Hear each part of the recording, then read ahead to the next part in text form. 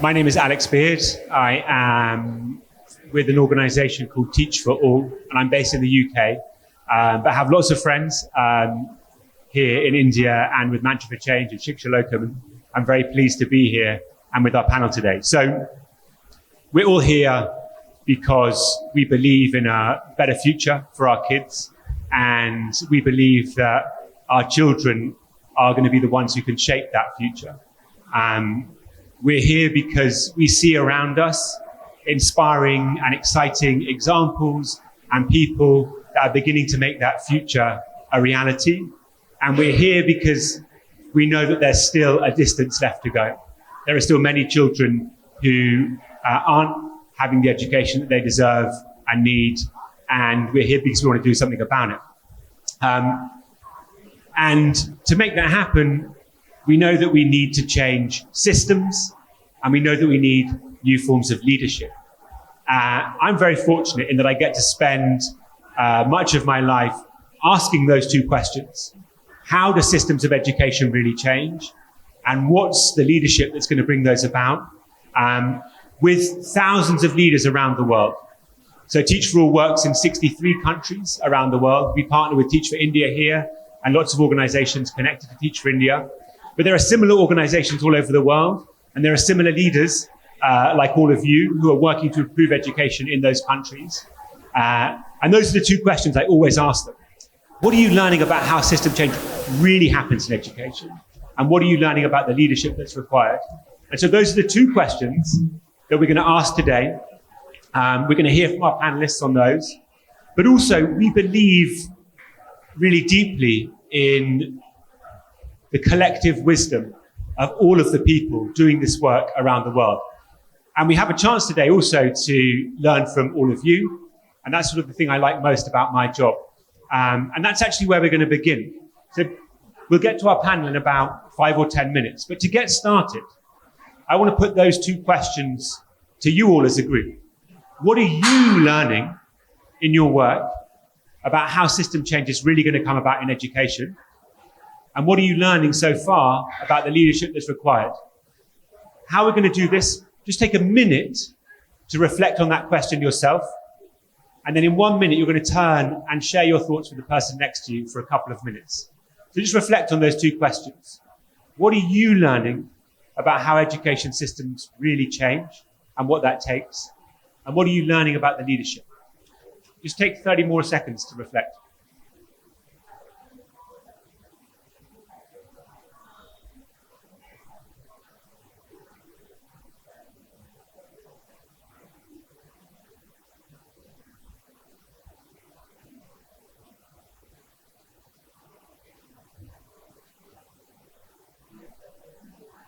Okay, I'm now going to give you, let's say, 3 or 4 minutes just to share your top thoughts with the person next to you.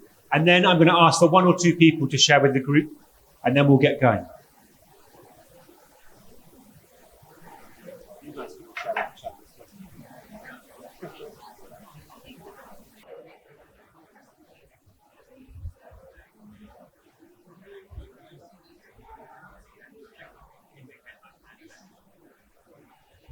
So I wonder if anybody would be willing to share with the group what they said or something they heard. Mind just introducing yourself? To stand up? Or? Okay. So hi everyone. My name is Anuradha, and I represent an organization called Project Echo. I think your first question, Alex, was how systems change. So I think we need to start. Oh, okay, sorry. I'm not very good with that. So first understanding the need, like it doesn't, one size doesn't fit all, and all of us are trying to do something, but first just understanding what is required, the need, and of course the second step is, agency to the last, kind of a mile. So I think that is through mentorship. So you asked about how does it happen, so I'm just mixing it. So instilling that desire to, believe that you can do it, and giving the tools in a way, or gentle nudges and of course the right knowledge at the right time, at the right place. I hope it makes sense. Yeah, thank you so much. Might I have one more volunteer to share?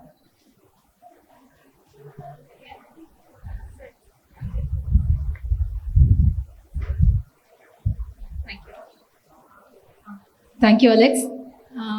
My name is Divya. I'm from Makala Jagrati organization. I work in a rural belt area where I work for the preschool education. My thought was on the first question, how the education system is like changing. See, imparting education in the early childhood, that makes a big difference in anyone's life.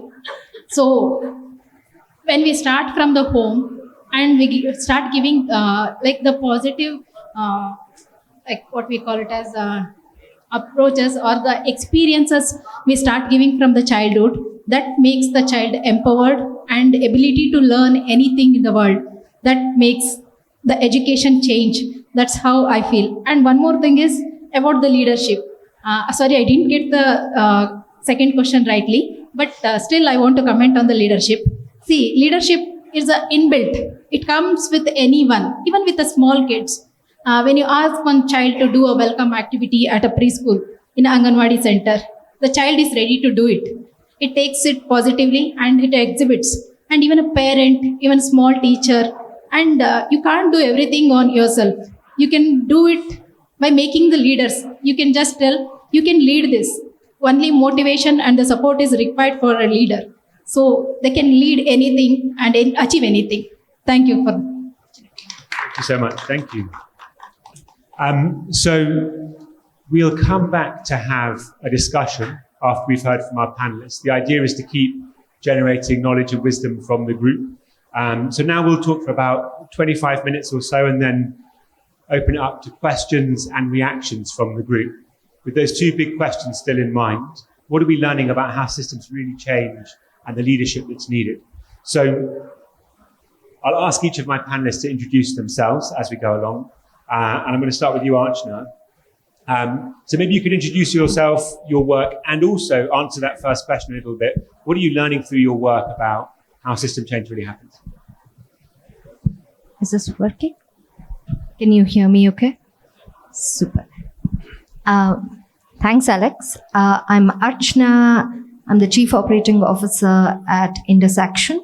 Indus Action basically work towards enabling access to welfare entitlements and moving families out of poverty. So essentially, we work with state governments, we work with the political bureaucracy, and we work with the citizenry to make sure that the entitlements that belong rightfully to the most vulnerable citizens reaches them.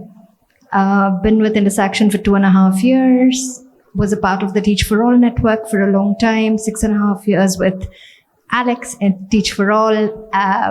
Started my development sector journey with Teach for India. Ram was a part of that journey. So started somewhere around 2011 as a teacher in a low resource government school and a private school. Went on to work in teacher professional development, focused a lot on student outcomes and teacher actions over a long period of time. And along the way realized that while education is so important, the foundation for education is actually in poverty and alleviating poverty and like strengthening the social protection net. And that's why this is the work that I do. I'm a parent to a human and to a batshit crazy dog. So that's a little bit about me. For me, I think the way systems change happens. So like I was sharing, Indus Action works towards enabling welfare access. And the entitlement that I'm speaking about is the Right to Education Act, Section 12(1)(c) in India, which promises 25% of seats in private schools being reserved for economically weaker section students. Now, when this was introduced, it was introduced as a social inclusion measure, but there was resistance across board because there were parents of students from privileged backgrounds who did not want their children studying with the other children. There were children from, say, disadvantaged backgrounds who needed admission, but awareness was very, very low. You have political bureaucracy for whom this is just a hassle, right? It's plainly difficult to implement. How are you going to keep track of 25%? Which schools, which kids get it? Seats were being sold in black even before we knew what was happening. And the political will, of course, varies depending on state to state. It's been quite a contentious one. So when we think about what does it take to really make systems change happen, I think we started at the demand side, where we focused on parental awareness, helping parents fill out applications forms, setting up grievance redressal systems. In 2 years, we were only able to get 600 kids admitted in schools. 10 people, 2 years, lots of sweat, blood and tears, only 600 kids in school. And that was an alarm bell in itself that tells you that you need to work with the supply side or the state side to really make this happen. You need to work with technology to make this happen. And you need to kind of invest state bureaucracy to be able to do so. Today, RTE is implemented in 18 states in India. There's a lot more to go. But where it's being implemented, you're seeing the fruits being reaped as well. Children stay in school, dropouts are reducing. There's a lot more parental awareness. I'm happy to talk more. But the way systems change is really happening is by making sure we align that political will, bureaucracy, and citizenry work together. Archana, thank you so much for that answer. Lots to reflect on there. So as we go along, we'll try and hold these ideas in mind. Now I'll come to Ram. Can you also do the same? Introduce yourself and your work and your first reflections on what you've learned about how systems really change. Thank you. I'm actually going to build off of her introduction and start there. I'm a father to 2 3-year-olds. One of them is human, the other is canine. I'm an engineer by qualification. Went to undergrad school not too far from here near Mangalore, Surathkal. And a teacher by choice, very similar, something that we share. Started my journey with Teach for India in 2013, and it's been 12 years. And then what we do, before I actually get to what we do, the 3 things that we believe deeply. One is that we believe that there is a possibility of an India free of poverty, but not just that, and also filled with love. As one of probably 65% of India's population under 35, I don't think I can use this line next year. As one of those who hopes for this demographic dividend to be true, I totally buy into this dream. Many of them in the morning, even Subi mentioned this. And I think the second belief that we have is that nation building happens in our classrooms. And it can, and there's so much of what we see out there, everything positive, otherwise, and everything in between. The next generation doesn't have to fall prey to it. As parents, we try and keep unlearning to change that in our homes, and that's possible in the classrooms as well. And then the last thing that this whole complex change is going to require many leaders, and we want to just flood the system with as many people as possible. So those are 3 beliefs that led Teach for India to do what it does. It places people for 2 years as teachers. Archana and I did the fellowship as teachers. And they go on to serve in many different levels across the education system, some as COOs, some who still work with Teach for India on staff. I work with the alumni team. There are 5,000 such people doing magic. And then over the last 15 years, these 5,000 people have been able to directly impact and transform the lives of about 100,000 children and indirectly reach about 50 million in the country. So that's a little bit about the work we do. On system stage, okay, so this is a place, we were just chatting a little bit while. I'm no authority in this, right? I'm still learning so much, and I'm also here to learn from what Anuradha shared and Divya shared and all of these different perspectives. I want to unjargonify this for myself, and I want to make that thinking visible. I'm sitting with Alex, and Alex loves to just go into the principles of it, so I'm going to try and do a little bit of that. When I think systems change and then the levers, I'll break these into all 3 different words. The way I understand system is not just at the government level at this point, as the 3 conditions I feel like that need to be true for systems to be active and thriving. Right? One is there are individual living entities and there are interrelationships, between them. But the third most important thing is through those interrelationships, there's something that emerges as a macro behavior. So that's how I define a system for myself. And that could be as simple as the human body. There's the head, heart, they're so used to those head, heart, hand with their lungs and brain and all of these different body parts. If you just put them all and try to connect them, it's just not going to work. There's life that emerges at the end of it. And it's true for, so the honeybee hive inside, and the beehive colonies or ant colonies and so on. So systems for me is just even Bangalore traffic. It feels like such a very, very living and breathing system of its own. You don't know how it's going to move when, right? So that's how I define a system. And when I think of change, usually I'm attuned to thinking, what are outcomes that are changing in that system? So let's take traffic, right? Very, very simple thing. Someone, a Schwab fellow was asking me last night over dinner. She was like, so the white lines on your road, cars are trying to follow it. It's supposed to be lanes and they're not picking a lane. Right? That's a behavior that you don't see change. But if you go to another country where lane discipline is a common thing, you will see an outcome of a change. System has changed. Then the traffic is more regulated. People follow the lanes and that happens. So when I think of that, I'm actually present to, that is just the tip of the iceberg. But what's underlying that is all of those actions and habits and mindsets. For me, that's what systems change looks like. Sometimes it may take much longer for the lane discipline or, for that matter, the emergent behavior to show up. But what's key for change is the actions and habits constantly, changing and so on. And the levers, and I want to leave this.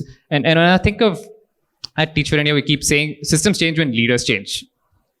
Great line, but then what follows is what tempts or prompts anyone to change, right? And as a teacher, this is like 2013 I'm referring to, my classroom was a mess and I wasn't finding any footing to be able to get the attention of the class, right? And there was one framework that I was using. Alex is here, so framework drop, okay.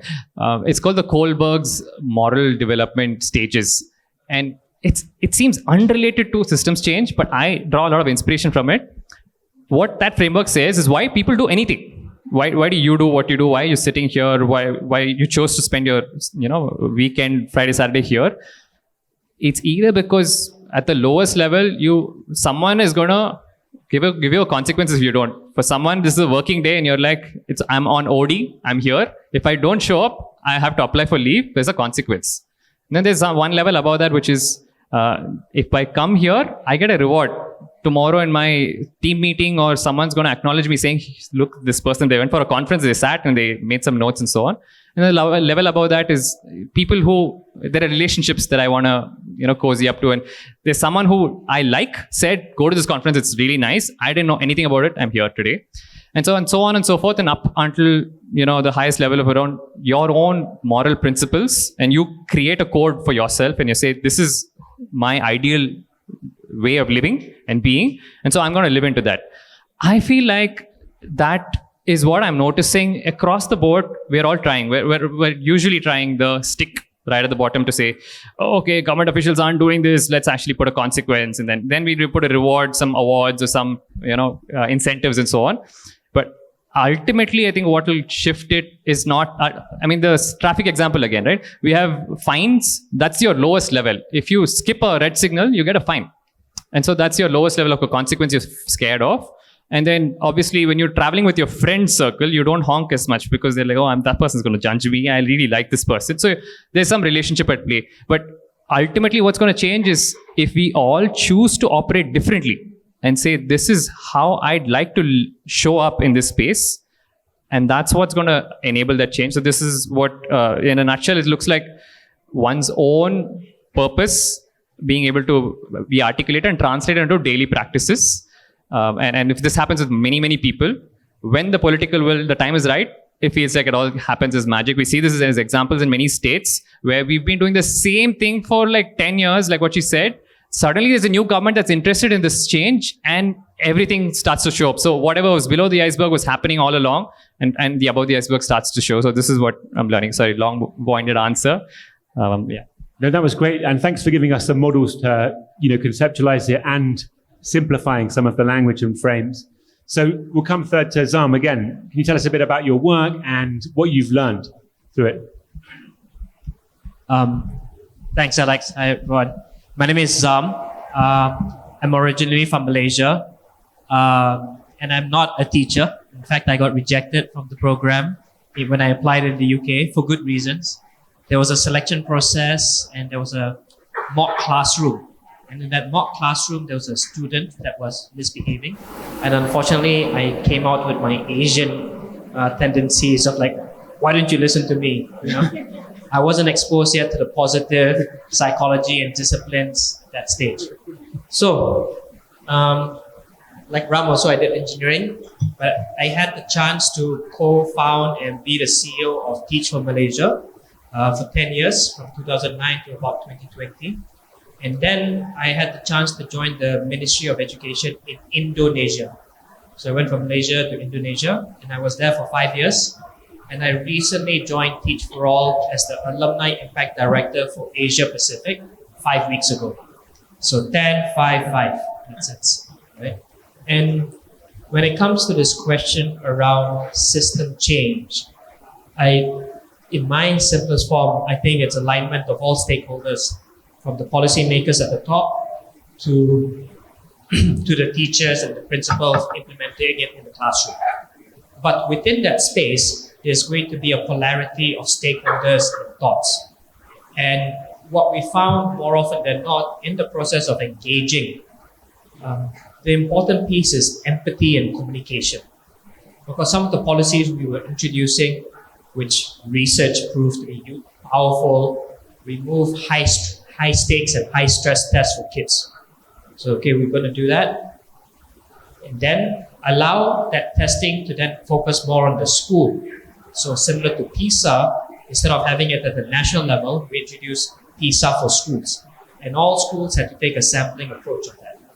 Everybody understands the logic behind it, research, but opposition parties, entrenched interests will push back so hard against this and say we are forsaking education as well.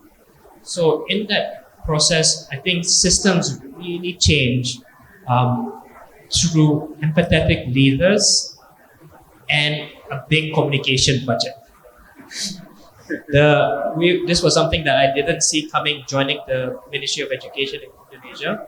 We over-invested in communication and we just drove it over and over, and we created proof points of success, and then we approached it over time to change people on the ground and blocking out the noise also through that. Just on that last point, is that a storytelling effort, the communication thing? Is that getting people to buy into a story together or something different? Yeah, so you had the positive storytelling, ensuring we created proof points of success. People could see and feel the success, students speaking out, parents sharing stories. So that was really powerful, and to blast that out a lot among the noise was also very important.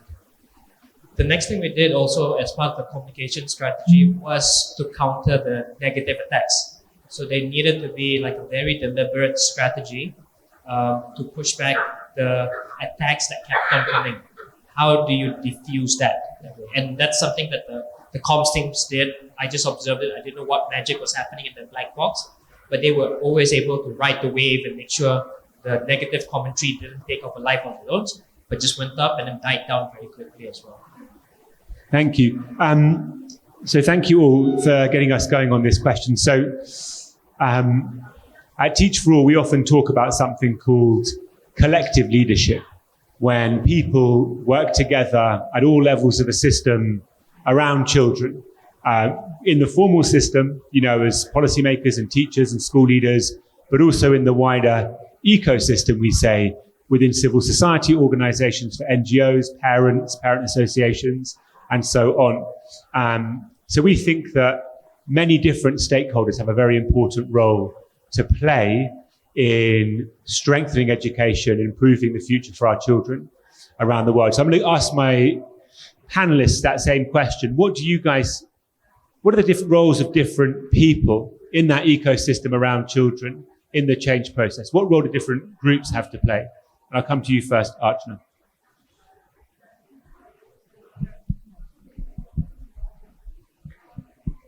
So I think when I spoke about it in my introduction, I was oversimplifying when I said citizens, bureaucracy, political class, right? There are so many actors across these levels, and just to prove a point, I decided to write something down and see how many people does it take to actually do something like affirmative action for 25%, right? So I'm not going to read out the whole thing because I think we'll be running out of time, but basically schools need to dictate how many seats they have vacant. The details of the seats already filled need to be submitted class-wise to the district education officer. There needs to be an advertisement in the newspaper for all privately recognized schools that they are now admitting children under EWS categories. And the district education officer needs to check that. This then needs to be put up on a notice board. There needs to be a display of vacancies for the year by the private recognized schools. There is right? And all the websites need to be checked. That copy of the vacancy advertisement needs to go to the block education officer. Then there needs to be a date for the applications, right? The date needs to be submitted again to the block education officer. Then the block education officer will publish a list for all eligible applicants. Then the parents have to apply. Then there is a first draw of lottery. Admissions are filled. Then there's, of course, a backlog of seats. You need to put that up. There's a second draw of lots, admissions based on the second lot. Any non-admission needs to be reported by every single school to a block level committee. That committee goes back and lets the district education officer know about the fact that there are these many vacancies left. Right? And when we say something like this needs to happen, these are all the stakeholders that are involved.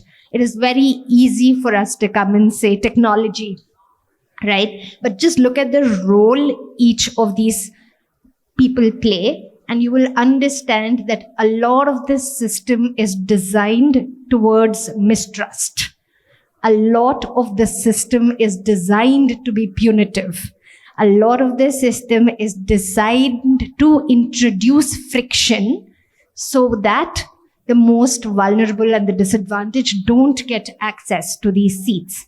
It is not one evil politician who is trying to be a barrier. No, the system is designed in a way where at each step along the way, there is friction. So when I think about what roles do each stakeholders play, it goes all the way from community actors who are promoting awareness with parents, setting up grievance redressal channels at a community level rather than relying on the state.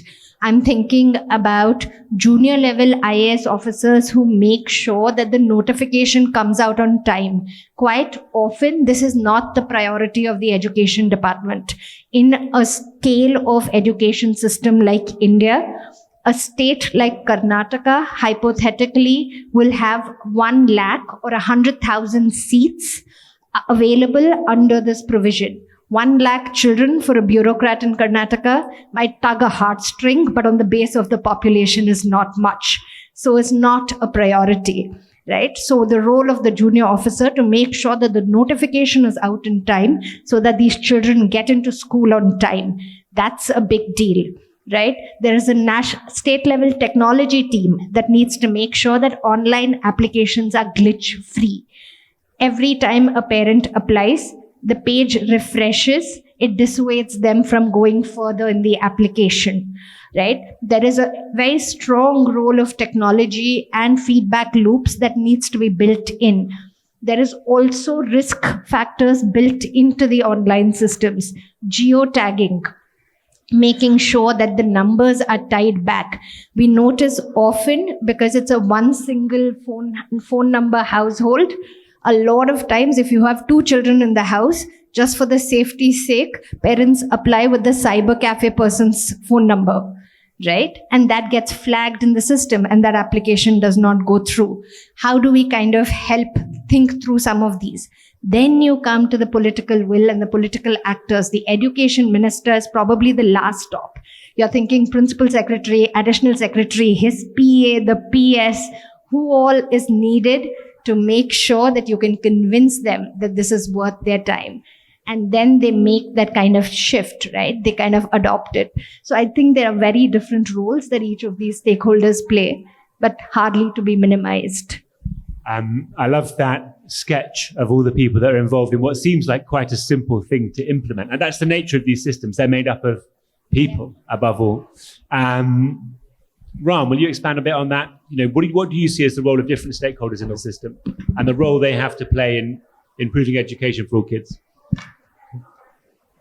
Okay, I try to count. I just want to say I ran out of fingers after a point. I think, again, there's so many stakeholders. Basically, the answer, I think, over the years is everyone has a role to play. But the way we've tried to categorize for ourselves, just for sanity's sake at Teach for India, is we've made a distinction. How many of you here have a full-time job? Put your hand up. Yeah, okay. That's pretty much everyone. Put your hands down. Awesome. And this is the first part. There is a role that people can do in there, like what ma'am was saying this morning, in their chair. Like those of you who were there in the morning, you all occupy a chair, a teacher, an entrepreneur, a staff member leading a particular portfolio. Some of you were working with the government and so on. Right? So there is a role in your day job. I would like to say 9 to 5. It's rarely ever the case in our sector. And within this, we bucketed it and we said, let's take the child, zoom in and zoom out and see all of the different day jobs that impact a particular child. We said, let's zoom in. There's the actual school, because our enrollment is so high, that's usually the unit. And in and around the school, all the stakeholders who are directly working with the child, like the teachers, school principals, people who directly are facing the child. So that's one set of stakeholders and their day job. There's so much of a role that they play because no matter what AI or whatever is going to happen, the teacher in the room is what makes the biggest difference. Tools will keep evolving. So that's one. Zoom out a little further. As far away from the child as possible, you go into the realm of people who are working in the policy space, policy and governance, trying to make sure that what the policy mandates is getting implemented through different layers. And that's where the series of actors that Archana just referenced to, right from the minister to all the way to people who are working in think tanks who influence the minister to the block VEO, DEO, and so on, and people who don't frequent the school but have a lot of influence over what children are learning in that classroom. And then people in between. Those are who are enablers, who build technology products, who are doing research, who are providing CSR funding, and who sort of are like, we want to either service the school or we want to either service the government. One of those two. So they play that role. So we broadly said, there's no one beyond this who's somewhat directly involved in education. There are people who are outside of education, like the media, like she mentioned, referenced, big family foundations like Shibusa's, who actually take an active lead to say, we want to invest in this particular situation. So this is a day job situation. This, I think, there's each person here is on that path that we just spoke about of habit shifts, the micro improvements that we, in Mantra we keep referencing. That is one part of it. The second part is where things get exciting, and this gives us a lot of hope. We draw a lot of inspiration from social movements across, and in India, the freedom struggle is something we keep going back to. And when we think of Gandhi, we think of Ambedkar, we think of Dr. Muthulakshmi Reddy or Rajendra Prasad. Dr. Muthulakshmi Reddy was actually, I come from Chennai, so I have to reference some people from where I am. And she was a medical doctor, very proud for what she was, she had accomplished one of the, I think the first woman doctor in the country. That was her day job. Types of actions. You either mobilize people and resources, which means you're pumping in talent or money into the sector or in-kind resources, or you're developing people's capacity. You're like, I can't go get hundreds of people, but I'm good at one skill. I'm working in ma'am, which school are you teaching, ma'am? Makala Jagriti. You're working in Makala Jagriti and you're working at ECHO, you said, right? Perfect. So Anuradha decides to say, I actually have certain skills and expertise. I'm actually going to go to Makala Jagriti and do a workshop. and vice versa, because there's so much to learn. So that's developing capacity. You don't have to necessarily, and there is definitely some skill match within the group. If you just took a crystal ball of all the skills that people have on offer and do a shopping, you'll never know how many people here will visit each other's organizations after today, right? So that's the second part, developing capacity. The third one is advocacy. A lot of campaigning and getting people to sign petitions. InvokED has been someone who used to try and do a lot of these campaigns to either create awareness or to go against something that is not really working out in our favor. And then the last one is collaborating, being able to say that I actually don't have any core expertise that I want to offer. It's not like I'm not a research person, M&E person, I'm not a teacher, but I just get people together and see what's common in between them. So trying to find partnership agreements forged between multiple organizations, which otherwise weren't seeing that way. So these are 4 roles that we are seeing that people can play even above and beyond their core day job. And so that's an invitation for people even here to say, if you want to work with any of the organizations that are here or here, please feel free to contact us after. So, thank you, Ram. So over to you, Zam, in your work in Indonesia or Malaysia, whichever you want to talk to, what are you seeing as the role of different stakeholders, in that ecosystem and the different roles they have to play? Maybe I'm not going to answer that question. But I'm going to build on what Archana said, and definitely the points Ram mentioned. I think the system is built up out of mistrust and creates a lot of friction. And I think the key part to get people to step out of their day job roles to take on a mission, I feel the key there is empathy. So how do they look beyond the data, the processes, the SOPs, and they look to the child or the children or the problem that they're trying to solve. And I feel the role that we all have to take, or we can facilitate very easily, is to bring them closer to the problem. And I talk about this from an education point of view. I make it a point that a lot of our events or touch points with any of the policy makers, we always bring it back into the classroom.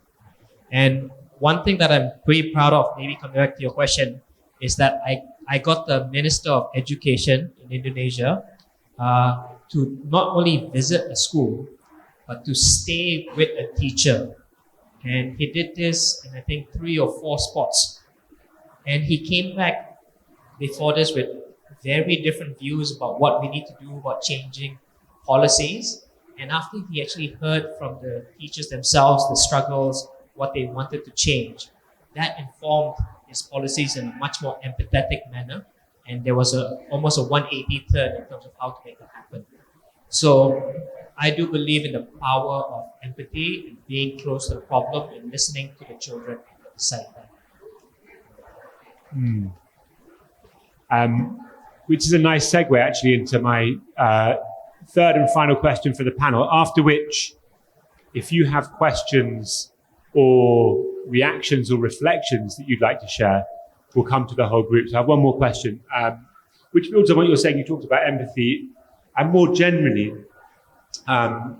we're all of us working within education ecosystems. We have a similar sense of shared purpose, and we're talking today about this question of leadership. What we mean by leadership, what's important to think of, who it's important to be. So I wonder if I can just ask each of you to comment on that. What's the leadership that we need? Who are the leaders we need to be? What are some of the knowledge, skills, or mindsets that might involve? Archana.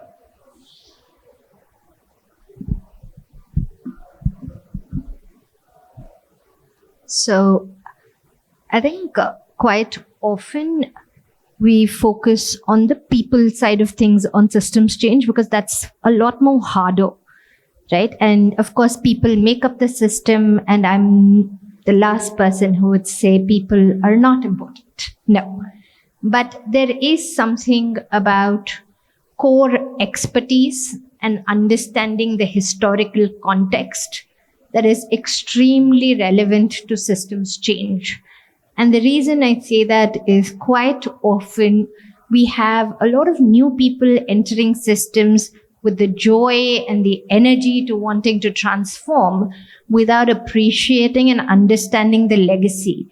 Appreciating and understanding the legacy does not mean perpetuation of status quo, but to not honor some of the thinking that has come through, or to think that you're the first one and everybody else has been a tool so far doesn't really take us very long ahead, right? So I think for Indus Action's work, expertise in understanding the act and technology in itself and has helped us solve some of these challenges non-linearly. Like, I'll give you an example. The provision is about social inclusion. We see that even in the 25%, a lot more boys apply than girls. Parents are applying, but there are a lot more applications for boy children than girl children. I can go down the route of saying, I will do awareness campaigns with parents and tell them why they should value girl children more. Or I can think about the fact that the end outcome is that I want a more equitable classroom. So in the lottery algorithm, I will codify it in a way that allocates 50% of the seats to boys and 50% of the seats to girls. It is representative. It meets the objectives of the act. I am not technically doing anything wrong. At the same time, I have solved a problem non-linearly rather than waiting for parents to change their mindsets about girl children. And that, I think, is a big deal. And that comes from an understanding of the law and the technology and being willing to think outside the frame of it. The other skill that I think is really important is patient urgency. My team is deeply frustrated that I ask them for weekly plans. They come and tell me systems change takes time. You cannot rush these things. Yes, I can't rush these things, but when the change happens, we got to have laid the foundation, exactly like Ram says, and that foundation can be laid with planning. That is okay, right? It is not as organic as it appears. It can be very strategic and it works with patient urgency. Spreadsheets are our friend. Sustainability. I think a lot of us in the social impact space think about sustainability very differently. For us at Indus Action, it is about making ourselves redundant.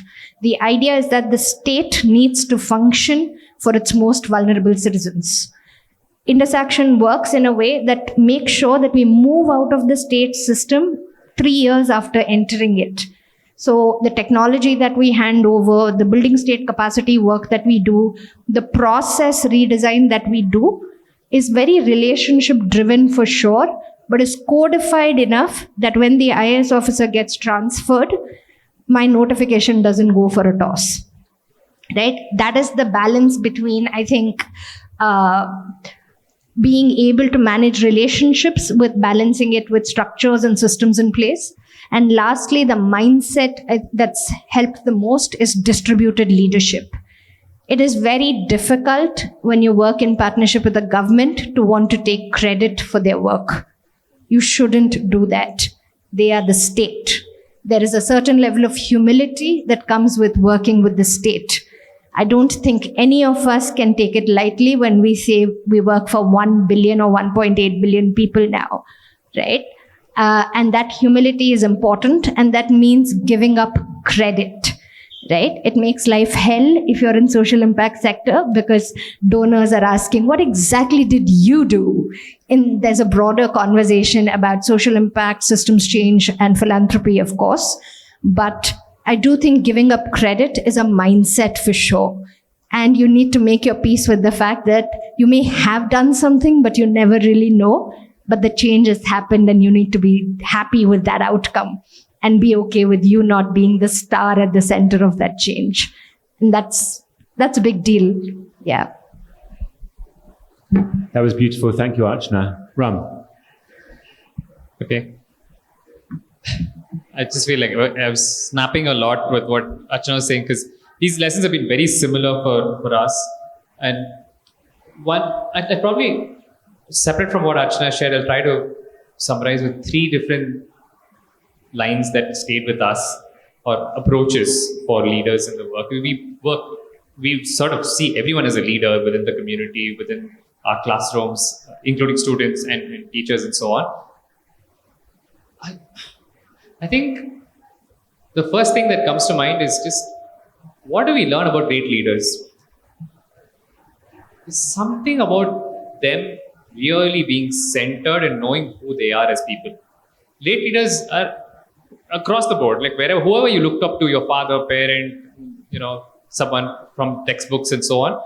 There's something about them standing from a place of knowing who they are, their identity, their strengths, struggles, and constantly evolving that. Right? So their understanding of themselves, very solid, but they never stop at that. They almost always ask the question of, how do I be of some use to people around me? And in that journey, they start to slowly expand that group beyond others in their family, community, school, and they start asking, what can I do for the city that I'm a part of? What can I do for the country? And so on. So there's a spiral, but it almost always starts with the self. And then every step of the way, it comes back to the self, and there's some reflection that happens. So that this whole idea of being able to ground one's identity and evolve it from the sense of self, and then ripple it outwards to others in India, in our context, and the world possibly. So that's one. The second one that I'm learning is, this is an unpopular opinion. So I'm gonna excuse myself if you feel like, why would anyone try and, when we're thinking systems, we're also thinking scale, right? But counterintuitively, what we are learning from people from within the Teach for India community is, those who go deep first make the maximum ripples at scale, as opposed to pursuing scale up front. This is why I said it's an unpopular opinion. May or may not agree with it, that's fine.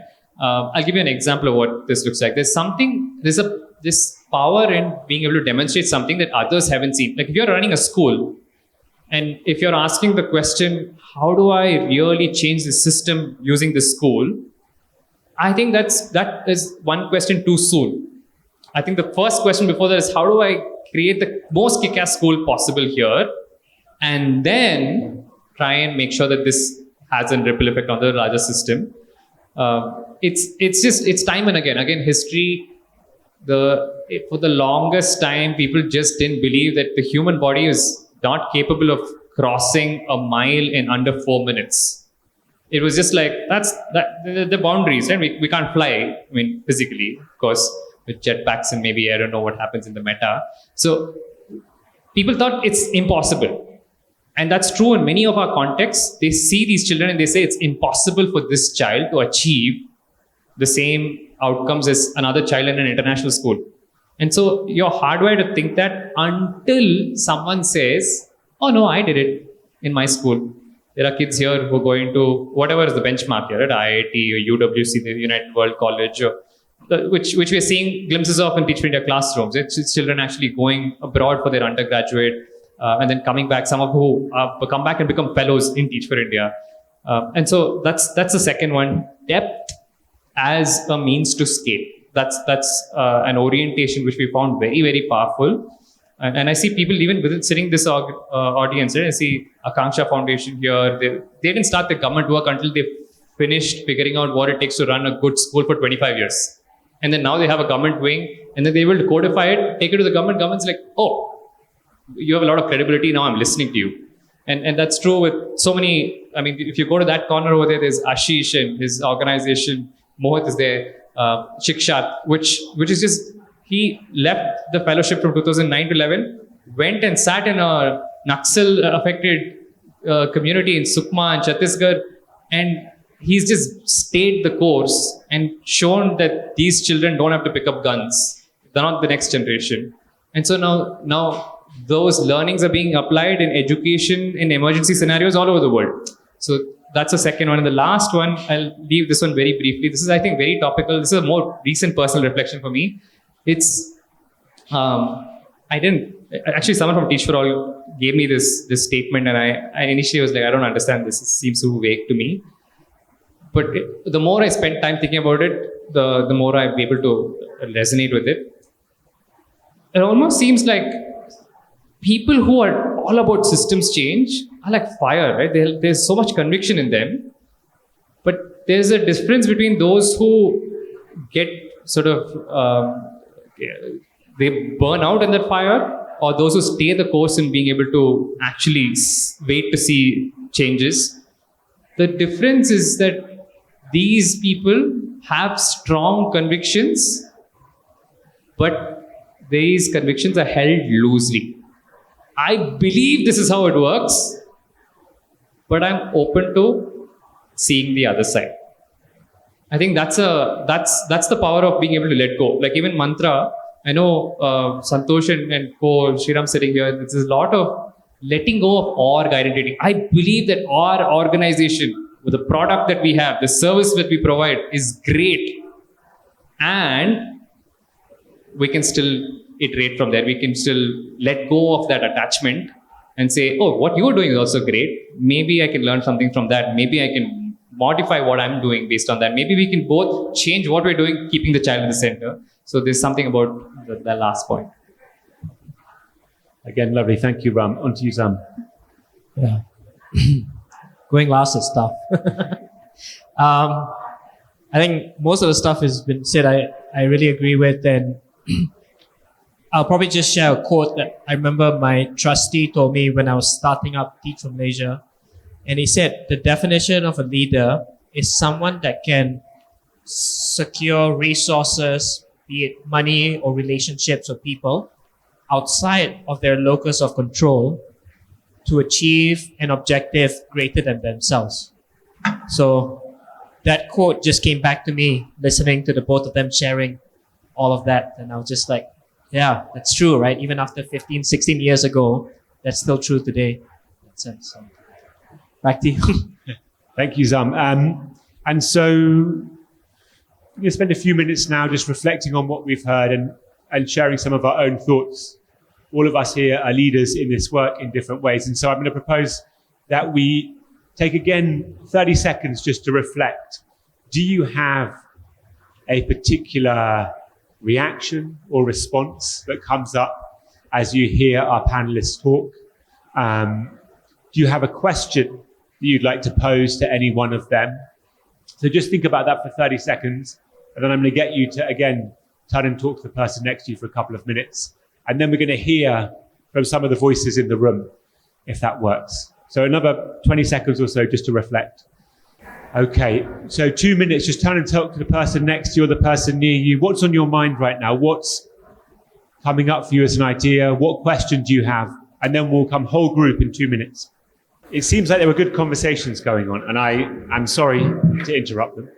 But they can continue shortly after the session. So what I'd like to do now, if you're willing to join me in this, is to bring some of those reflections into the group.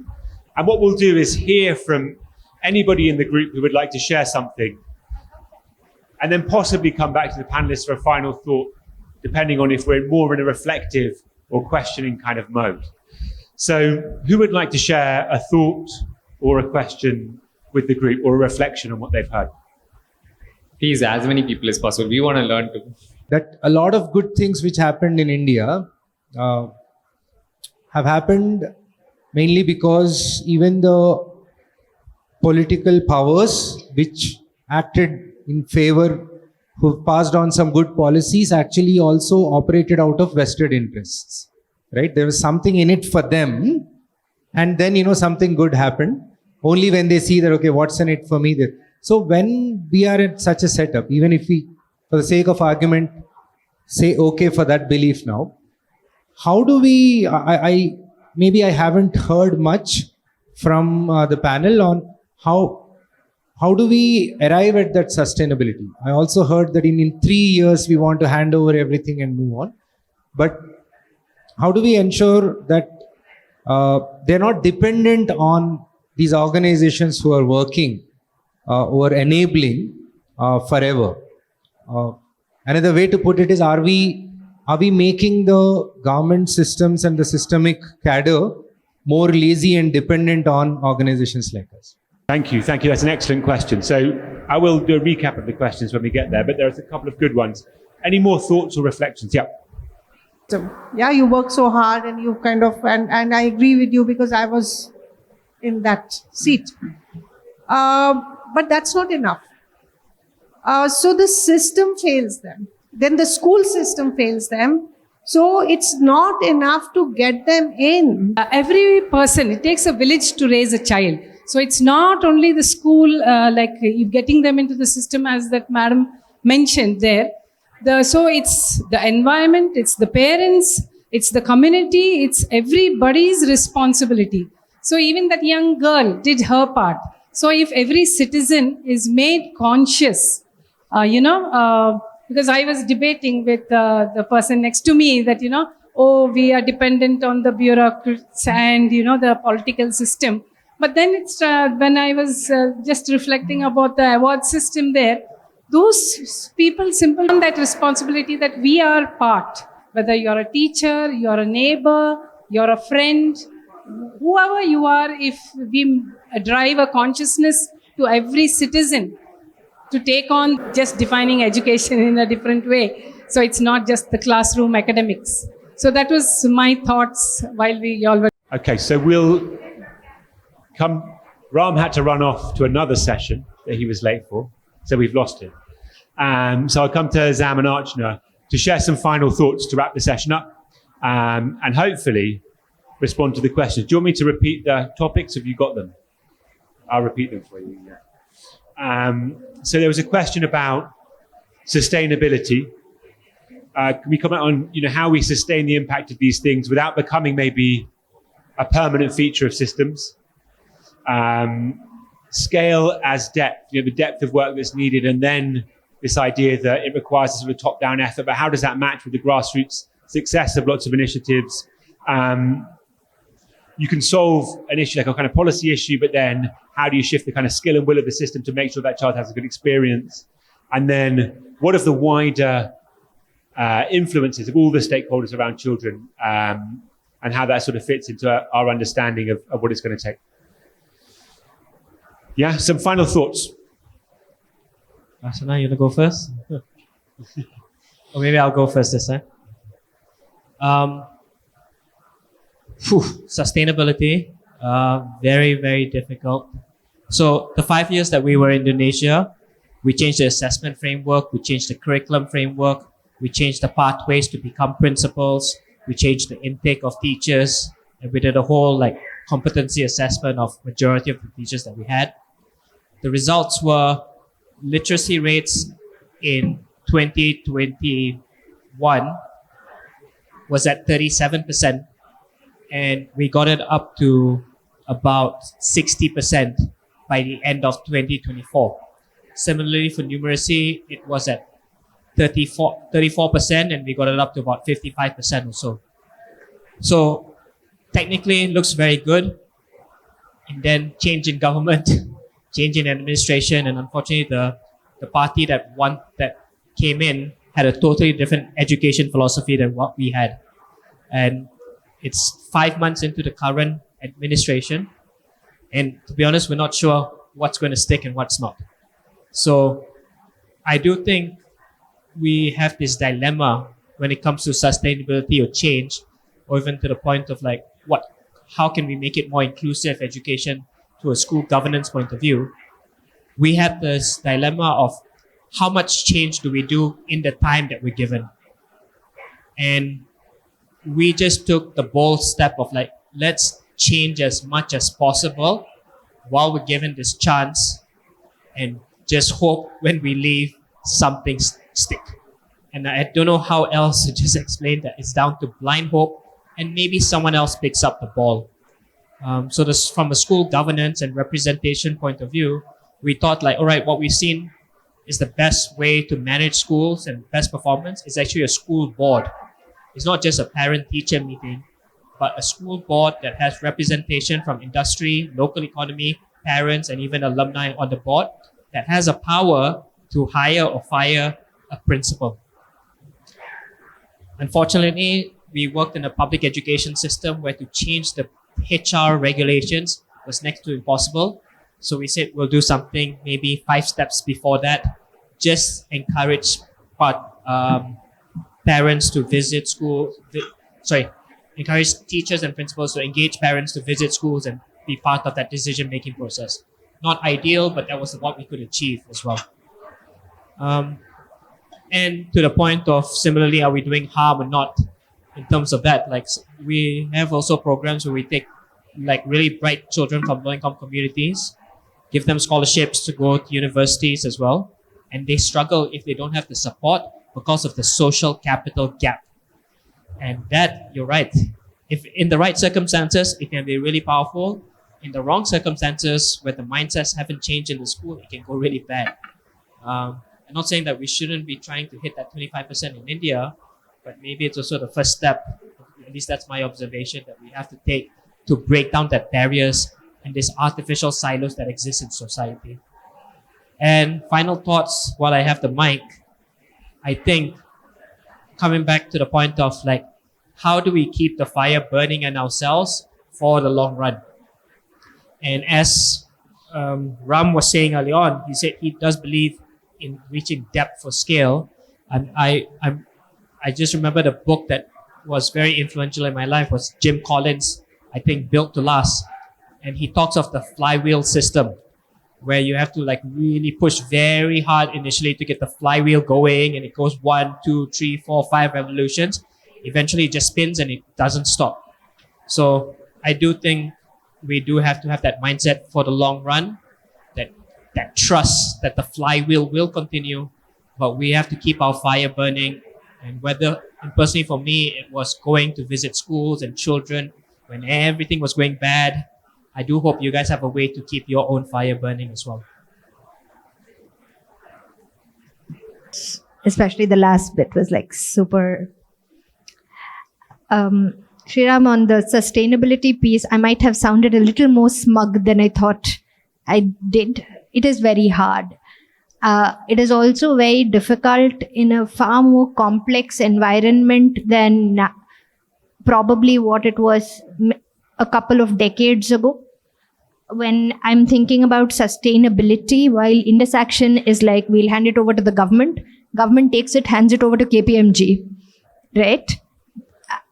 Government, it's not like I'm building state capacity. I am handing over a system to another vendor.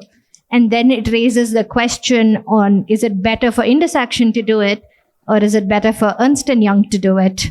And of course, in my puritanical values, I'm like, of course Indus Action should do it. And then my donor is like, why is philanthropy money going into this if Ernst & Young is doing it? Right? It's a complex question. And I don't have an answer, but I do think Mariana Mazzucato's book on, the most recent book, I think, on governance is very interesting. We are making state capacity lower with the bringing in of private players, and what does that mean about systems change? I don't have an answer to your question. I'm just commiserating and saying it's a lot rougher it's easier than said than done, but it's quite rough. I think on the scale and depth question, I have 2 perspectives there.